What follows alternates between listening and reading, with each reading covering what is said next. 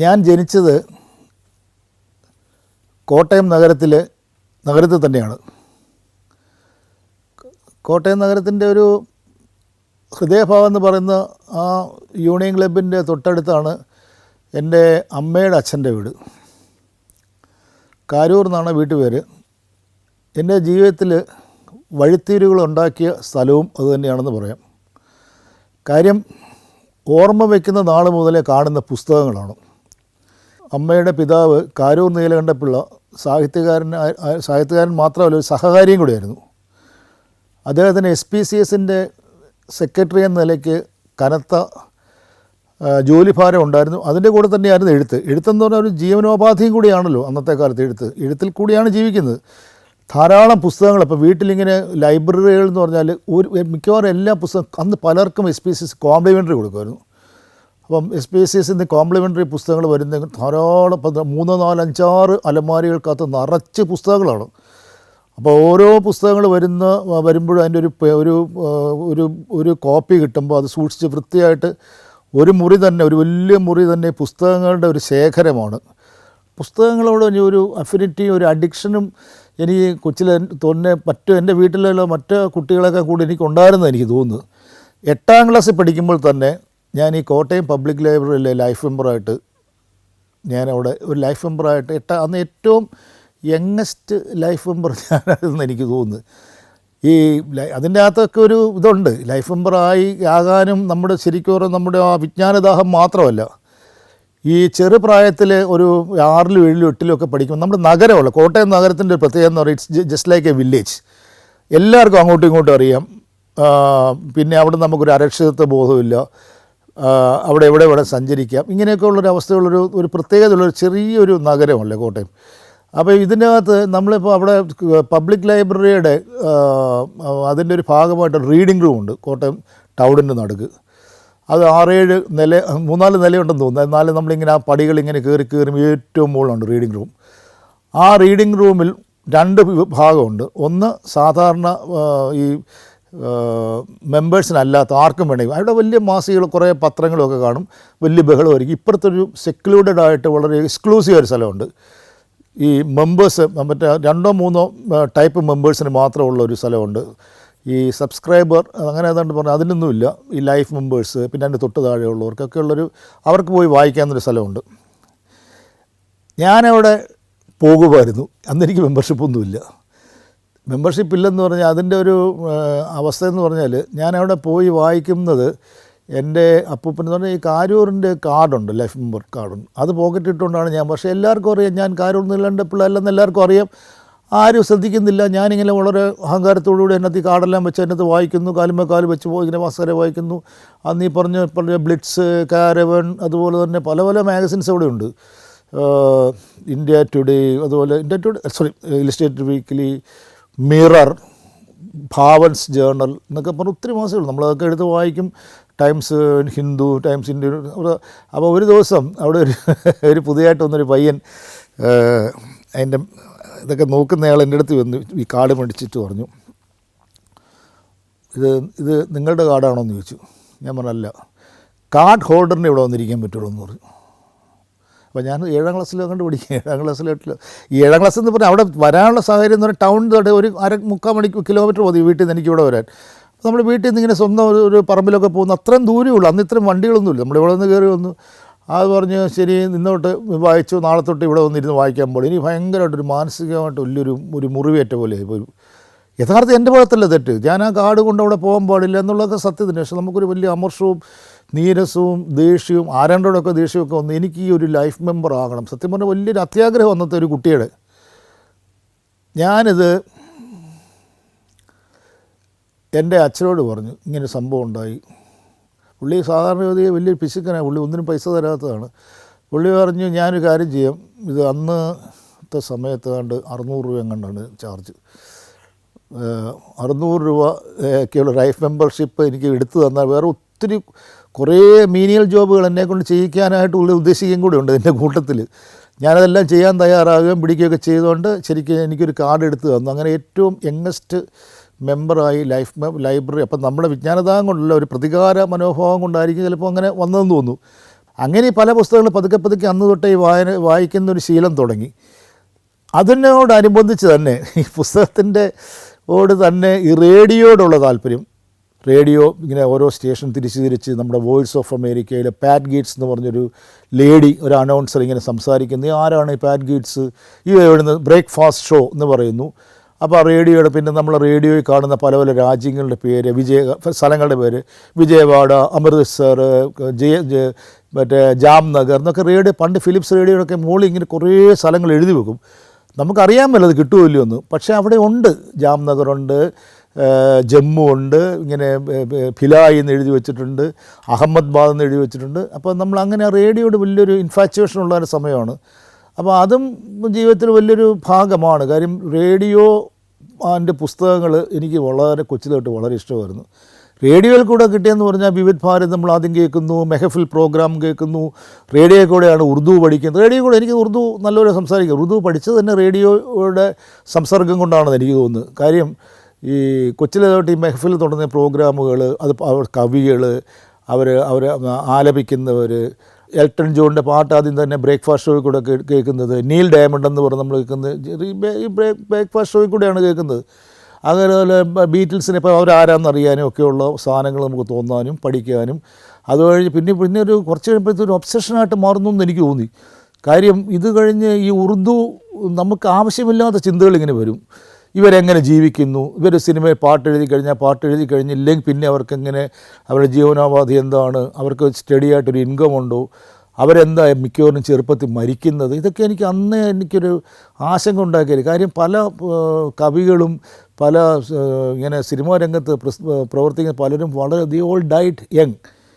ഇപ്പം പലരും ഇപ്പം മഹലിലെ പ്രശസ്ത ഗാനം ആയേഗ ആനേ വാല ആയേഗ എന്നൊക്കെ പറഞ്ഞ് അത് ഖേംചന്ദ് പ്രകാശ് 33-ാമത്തെ വയസ്സ് മരിക്കുന്നു. നൂർജഹാൻ മറ്റേ ഇയാൾ CH ആത്മാ ചെറുപ്രായത്തിൽ മരിക്കുന്നു.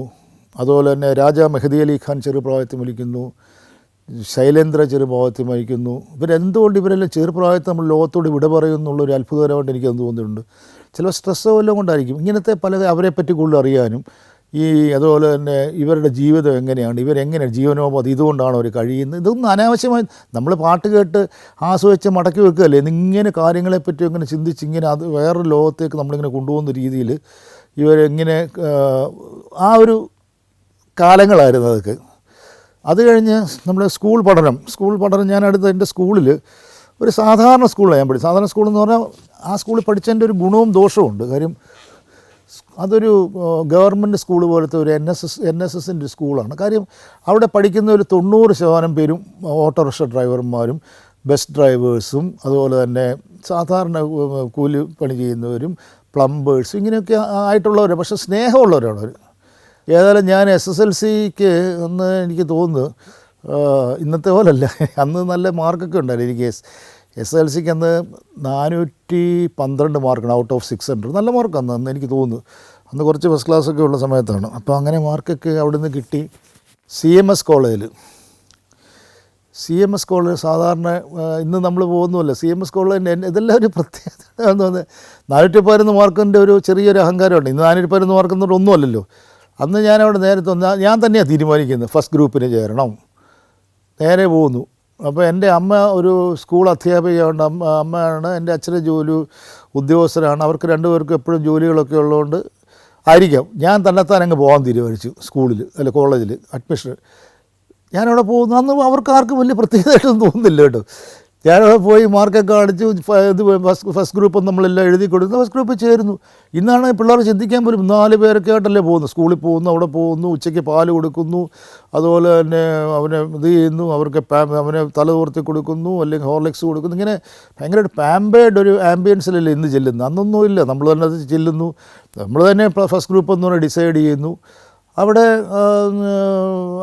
ആ കാലത്ത് CMS കോളേജ് എന്ന് പറഞ്ഞാൽ വളരെ ടർബുലൻ്റ്, പൊളിറ്റിക്കലി ഒരു ഭയങ്കര ടർബുലൻസ് ഉള്ള സമയമാണ്. എന്ന് വെച്ചാൽ അടിയും കുത്തും വെട്ടും ഇങ്ങനത്തെ ഉള്ള സമയങ്ങളിലൊക്കെ ആയിരുന്നത്.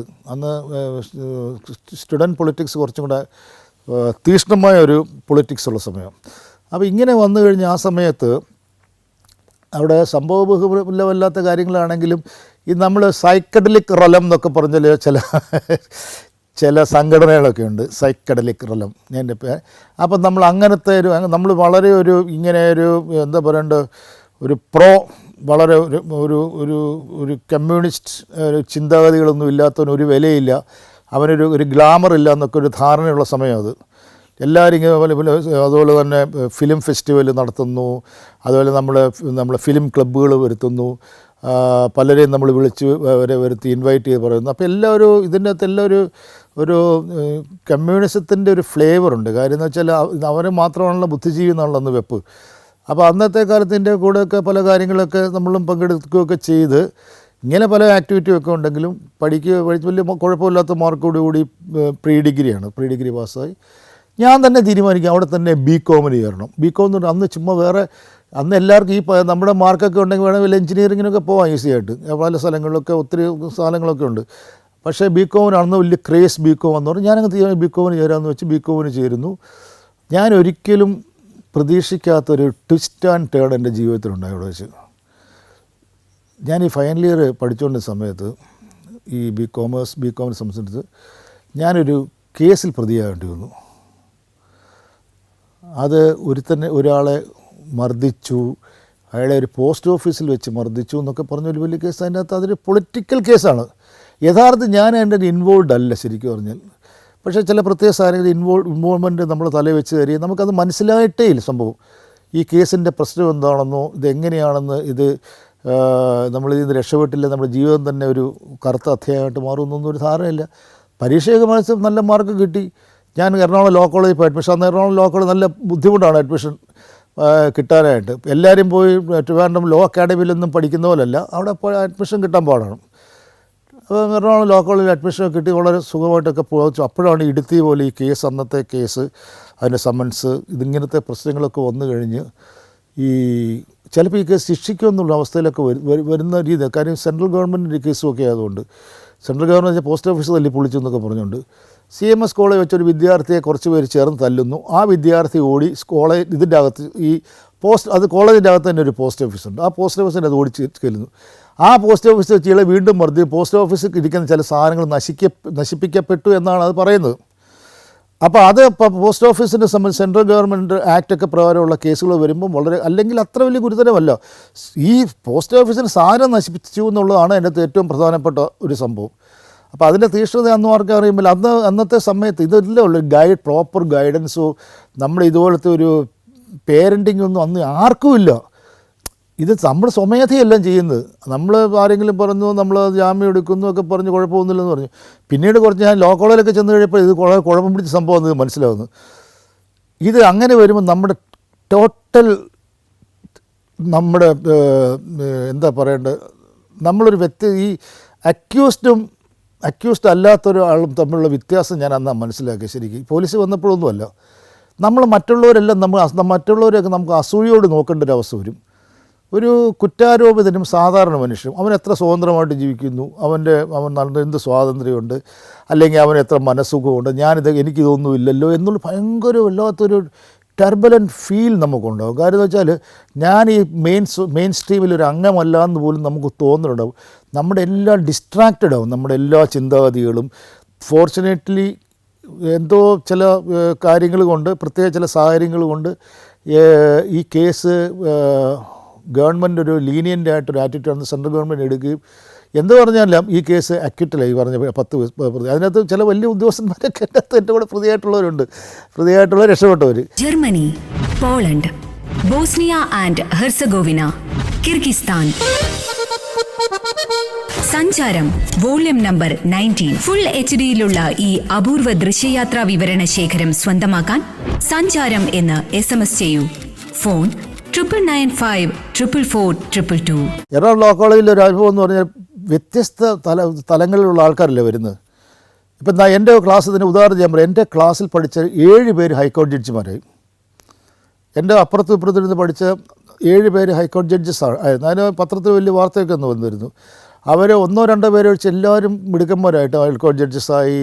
അതുപോലെ ജില്ലാ ജഡ്ജിമാരുണ്ട്, അതുപോലെ തന്നെ അഡീഷണൽ അഡ്വക്കേറ്റ് ജനറൽമാരുണ്ട്, ഡയറക്ടർ ജനറൽ പ്രോസിക്യൂഷൻ ആയിട്ടുണ്ട്. ഇങ്ങനെ പല തലങ്ങളും പൊളിറ്റീഷ്യൻസ്, വലിയ പൊളിറ്റീഷ്യൻസ് ആയിക്കൊണ്ട് ഇപ്പോൾ അങ്ങനെ പലരുമായിട്ട് നമുക്കുള്ളൊരു സംഗമ ഒരു വേദിയാണ് ശരിക്കും ഈ ലോ കോളേജ് എന്ന് പറഞ്ഞാൽ.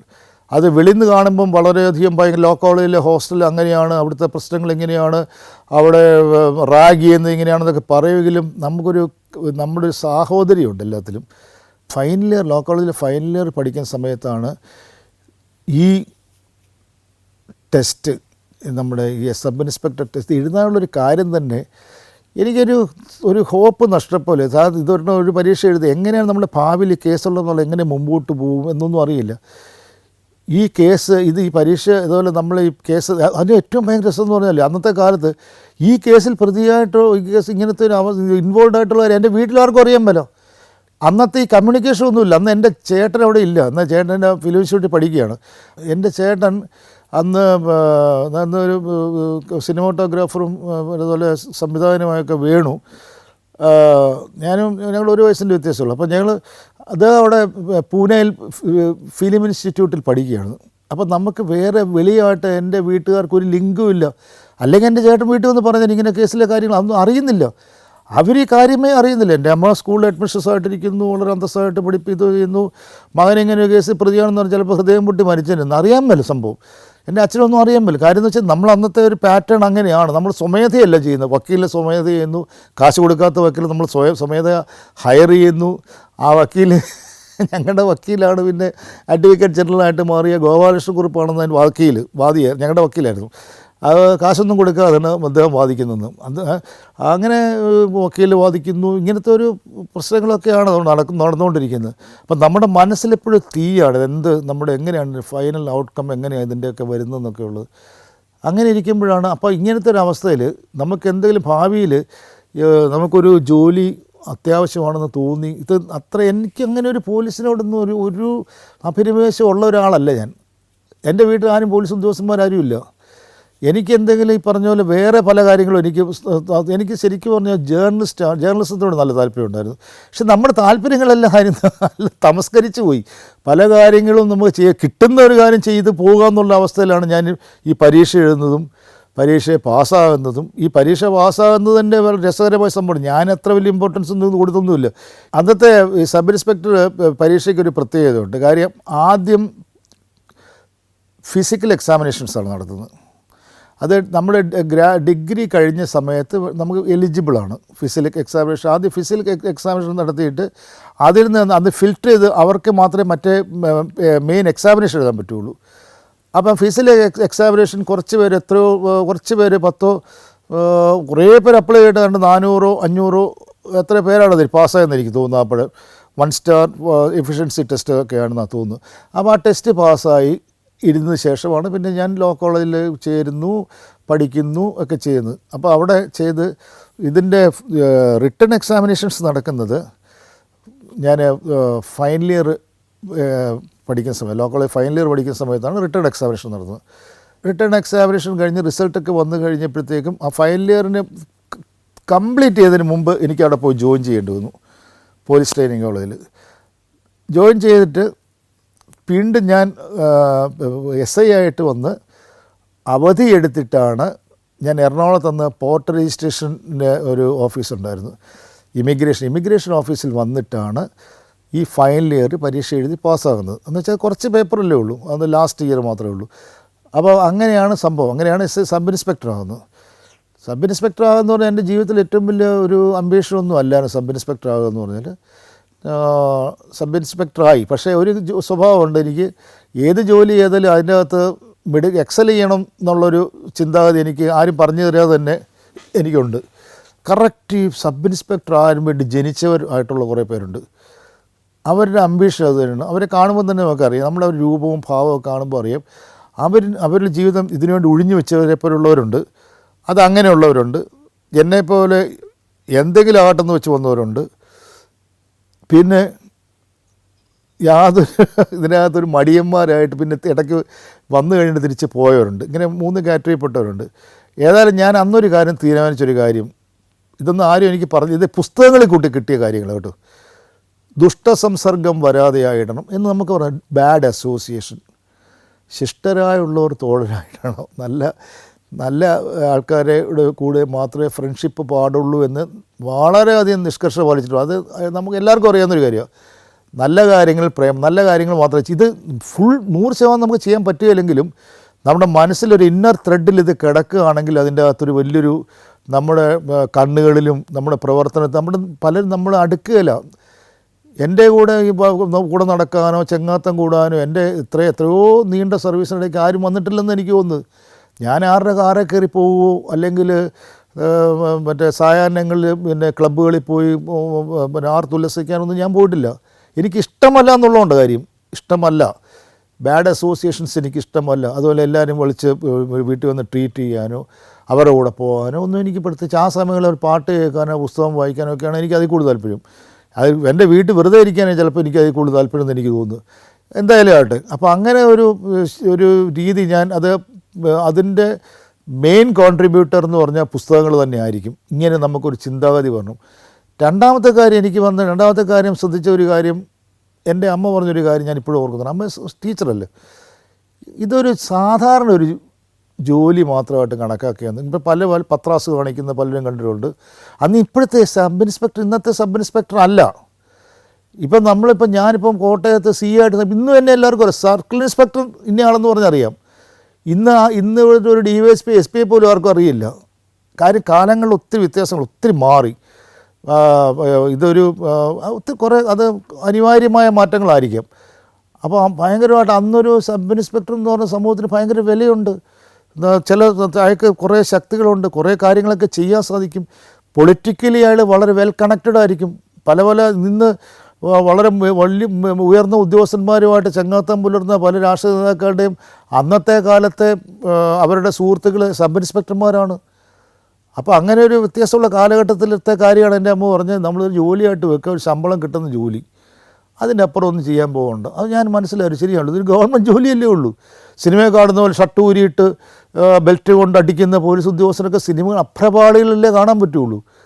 രാവിലെ എഴുന്നേറ്റ് സാധനം എല്ലാ ഗവൺമെൻറ് ജോലികൾ ചെയ്യുന്ന പോലെ നമ്മളെല്ലാ കാര്യങ്ങളും ചെയ്യണം, എല്ലാ റെക്കോർഡ്സും മെയിൻറ്റെയിൻ ചെയ്യണം, കോൺഫറൻസുകൾ നടത്തണം, അതുപോലെ തന്നെ ഇൻവെസ്റ്റിഗേറ്റ് ചെയ്യണം, റിപ്പോർട്ടുകൾ അയക്കണം, ഗവൺമെൻറ്റിലെ റിപ്പോർട്ട് അയക്കണം, സാധാരണ ഓഫീസ് നടക്കുന്ന ക്യാഷ് ബുക്ക്, എല്ലാ സാധനങ്ങളും ഉണ്ടല്ലോ. അല്ലാതെ നമ്മൾ കാണുന്ന പോലെ ഒരു മാന്ത്രിക ലോകത്ത് ജീവിക്കുന്ന എല്ലാവരും തല്ലുകയും കൊല്ലുകയൊക്കെ ചെയ്യുന്ന ഒരു മനുഷ്യനൊന്നും അല്ല. It's only A government servant. അത് നല്ലൊരു ഐഡിയ ആയിട്ട് എനിക്ക് തോന്നി. ഞാൻ അങ്ങനെ തന്നെ ആകാനായിട്ട് ശ്രമിക്കുന്നുണ്ടായിരുന്നു, കുറച്ചൊക്കെ ശ്രമിച്ചിട്ടുണ്ട്.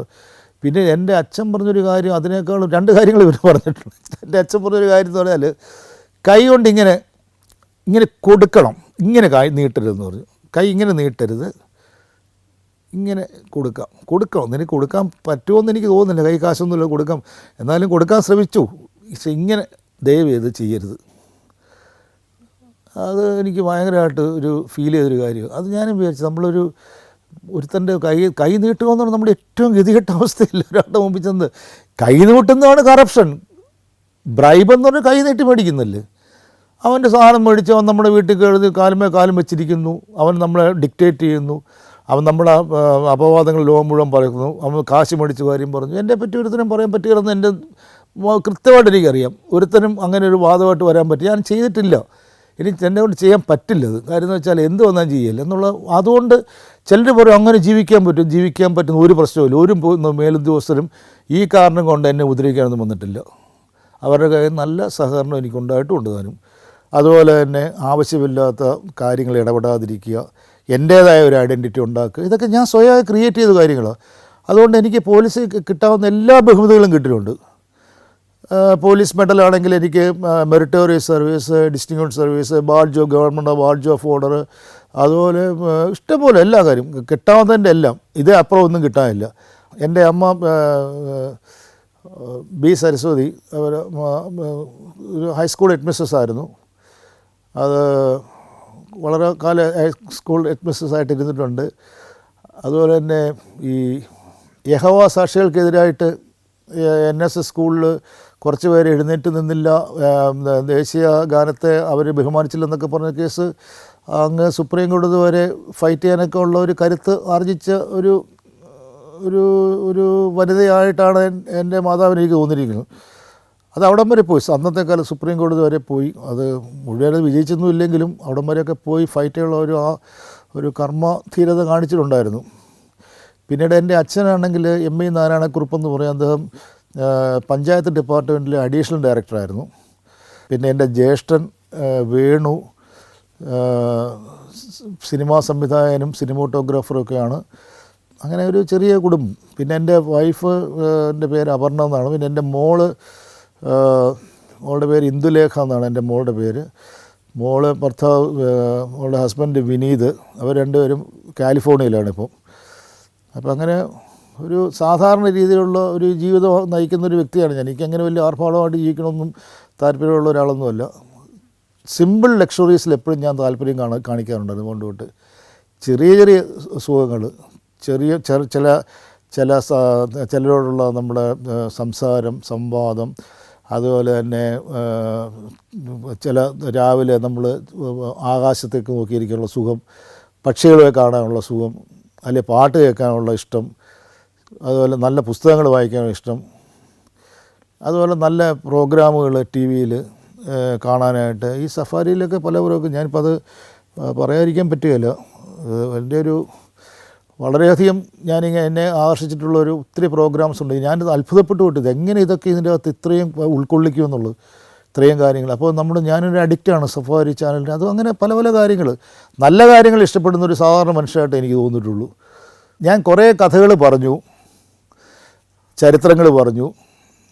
കഥകൾ തീർന്നിട്ടൊന്നുമില്ല, ഇനിയും കുറേ കഥകളൊക്കെ ഉണ്ട്. അത് ഇനി മറ്റൊരു അവസരത്തിൽ പറയാം എന്നാണ് ഞാൻ പ്രത്യാശിക്കുന്നത്. Thank you.